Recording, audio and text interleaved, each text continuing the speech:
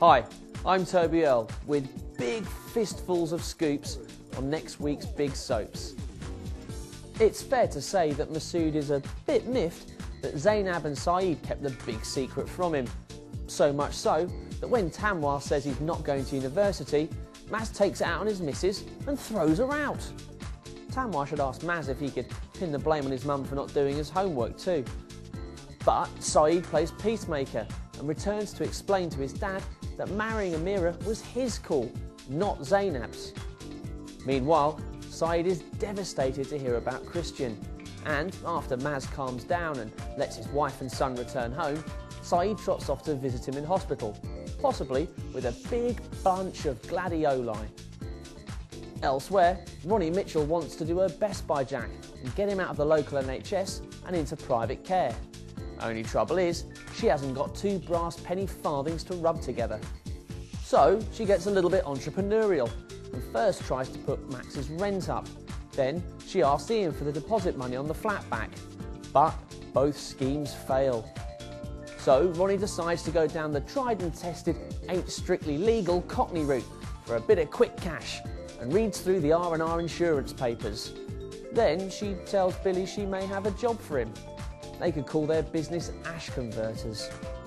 That could be timely because Billy's desperate for Wedge too, especially when he learns Honey's been left in a critical condition after a car accident and he has to take William and Janet in. Last year it was sad to see the end of Blanche's withering wit that could depress a rainbow, and now actress Maggie Jones's death is marked when Blanche doesn't arrive as expected on her flight from Portugal. Blanche's friend May arrives to tell Ken and Deirdre that she died of a heart attack just after she'd fallen in love. That Cristiano Ronaldo is a heartbreaker. Ken and Deirdre fly out to meet him, and she later breaks down when she finds a letter entitled "In the event of my death." The Barlows are in a bad way, so the news Tracy's obtained day release to attend the funeral doesn't help a great deal. That's not the kind of news Steve McDonald wants to hear either, especially as he and Becky are due to talk to a social worker about adoption. True to form, Becky makes a pig's ear of the meeting by accusing the social worker of being snooty and Steve of fancying her. But Steve pleads with the social worker to finish the interview, and when she overhears Becky breaking the news about Blanche to Amy, they may just have a sniff of a chance.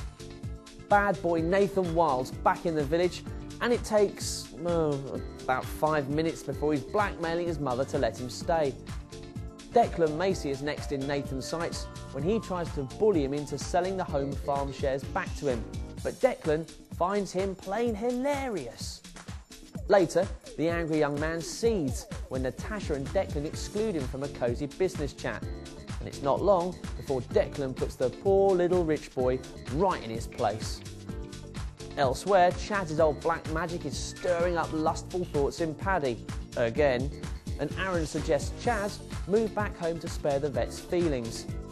Paddy, meanwhile, is worried about Aaron, who seems resigned to a stretch inside after his attack on Jackson. And then there's the problem of him returning to work. Chaz pleads with Kane, that thoroughly good egg, not to let on that he knows Aaron is gay. Of course, those dingles are so good with sensitive secrets. Aaron may as well don red PVC hot pants and announce, "I'm the only gay in the village."